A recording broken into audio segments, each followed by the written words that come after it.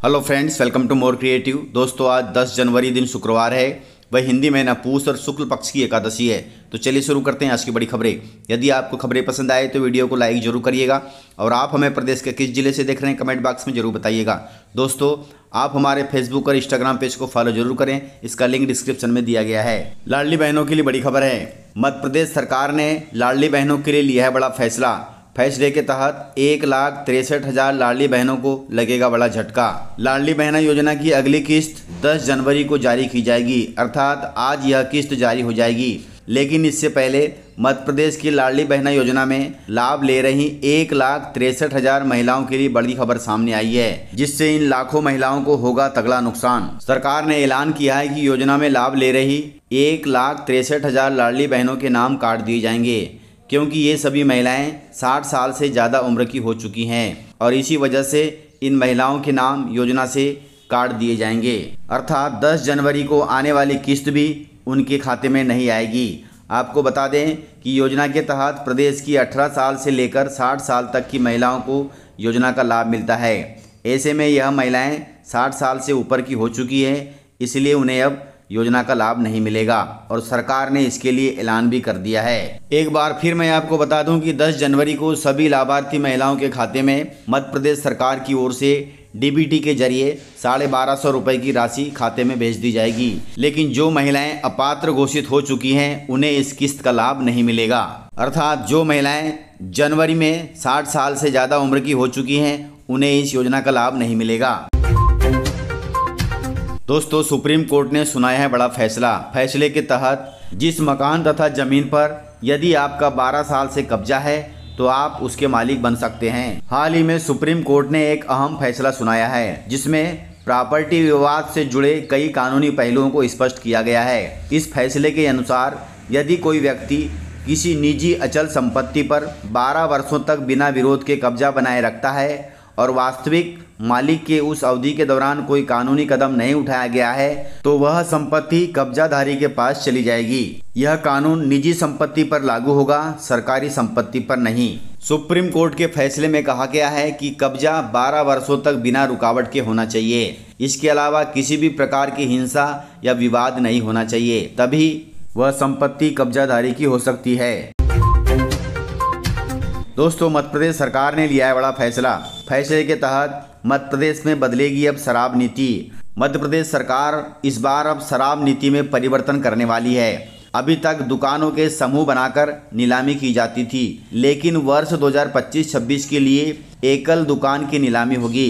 इससे प्रतिस्पर्धा होगी और सरकार का राजस्व भी बढ़ेगा। दोस्तों, आपको बता दें कि सबसे ज़्यादा राजस्व सरकार को शराब से ही मिलता है। फिलहाल प्रदेश में अभी 3605 कंपोजिट शराब दुकानें हैं, जिन्हें 1100 समूह बनाकर नीलाम किया गया था। वहीं तय किया गया है कि आदिवासी क्षेत्रों में ग्राम सभा की अनुमति से ही शराब दुकानें खोली जाएंगी। इसके अलावा धार्मिक स्थलों के पास स्थित कुछ दुकानों को बंद भी किया जाएगा। इस प्रकार शराब नीति के लिए प्रस्ताव तैयार कर लिया गया है, जो जल्द ही कैबिनेट में प्रस्तुत किया जाएगा। वहीं सरकार ने कहा है कि यह नई नीति 1 अप्रैल से प्रदेश में लागू भी हो जाएगी।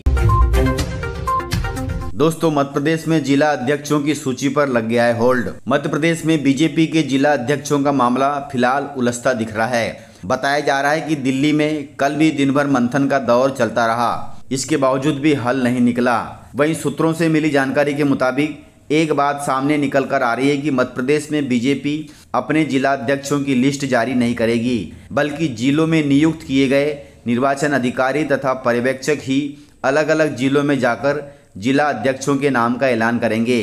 क्योंकि बताया जा रहा है कि 40 के आसपास नाम फाइनल हो गए हैं, लेकिन कुछ बड़े जिले ऐसे हैं जिनमें मामला फंस गया है, इसलिए जिला अध्यक्षों की सूची अभी होल्ड हो गई है। दोस्तों, 60 वर्ष से अधिक उम्र के बुजुर्गों के लिए खुशखबरी है। अब इन बुजुर्गों को मिलेगी हर महीने 3500 रुपये पेंशन। केंद्र सरकार ने इसके लिए किया है बड़ा ऐलान। नए साल में बुजुर्गों को बड़ी राहत मिलने वाली है। भारत में वृद्धावस्था के दौरान आर्थिक सुरक्षा सुनिश्चित करना सरकार का महत्वपूर्ण मुद्दा है। इस समस्या को हल करने के लिए सरकार ने एक नई पहल की है। अब केंद्र सरकार ने एक ऐसी योजना की शुरुआत की है जिसके तहत बुजुर्गों को हर महीने 3500 रुपये तक पेंशन मिलेगी। इस योजना का उद्देश्य देश भर के बुजुर्गों की आर्थिक स्थिति को मजबूत करना और उनकी जीवन शैली को बेहतर बनाना है। यह कदम सरकार के हमारे बुजुर्ग हमारी जिम्मेदारी के चलते उठाया गया है। पेंशन का लाभ उन बुजुर्गों को मिलेगा जिसकी उम्र 60 वर्ष या उससे अधिक है। इसके अलावा जो बुजुर्ग अपनी दिनचर्या के लिए किसी प्रकार की पेंशन या अन्य वित्तीय सहायता प्राप्त नहीं कर रहे हैं, वे इस योजना के पात्र होंगे। दोस्तों, केंद्रीय सड़क परिवहन मंत्री नितिन गडकरी जी ने बड़ा ऐलान किया है। उन्होंने कहा है कि 8 घंटे से ज़्यादा ड्राइवर नहीं चलाएगा अब गाड़ी। इसके लिए हो रहा है नया प्लान। केंद्रीय सड़क परिवहन मंत्री नितिन गडकरी जी ने ड्राइवर वर्ग के लिए बड़ी खुशखबरी दी है। उन्होंने कहा है कि सरकार भारी वाहनों के मामले में ड्राइवरों के काम के घंटों को ट्रैक करने के लिए एक सिस्टम तैयार करने पर काम कर रही है। वहीं उन्होंने चिंता जाहिर करते हुए कहा कि आमतौर पर एक ड्राइवर 12 घंटे से ज़्यादा समय तक काम करता है, जिससे उसकी सुरक्षा और काम की प्रोडक्टिविटी पर बहुत बुरा असर पड़ता है। इसलिए अब उन्हें 8 घंटे ही काम करने के लिए दिया जाएगा। वहीं गडकरी जी ने कहा कि विकसित देशों जैसे अमेरिका, यूरोप में ड्राइवर अधिकतम 8 घंटे तक ही गाड़ी चलाते हैं। उन्हें इतनी ही अनुमति होती है। इसलिए भारत में भी 8 घंटे गाड़ी चलाने वाले नियम का पालन किया जाएगा। इसके लिए काम किया जा रहा है। यदि ऐसा होता है तो ड्राइवर वर्ग को बड़ी राहत मिलेगी। दोस्तों, उत्तर प्रदेश में होने वाले महाकुंभ के लिए छत्तीसगढ़ से भेजी जाएगी 2 ट्रक सब्जियां।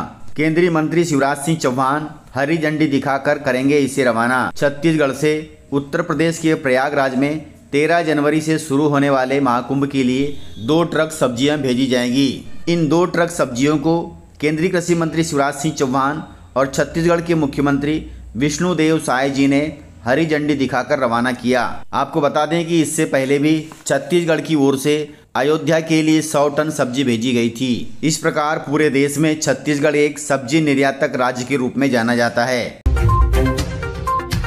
दोस्तों, पूर्व सीएम कमलनाथ जी ने सरकार पर आरोप लगाया है कि बीजेपी सरकार खत्म करना चाहती है लाडली बहना योजना। कमलनाथ जी ने कहा कि भाजपा लाडली बहना योजना को समाप्त करना चाहती है। उन्होंने कहा कि मध्य प्रदेश में 1,63,000 लाडली बहनों को इस योजना से बाहर कर दिया गया है और बीजेपी सरकार षड्यंत्र रचकर महिलाओं को इस योजना से बाहर कर रही है और धीरे धीरे करके इस योजना को समाप्त कर देना चाहती है।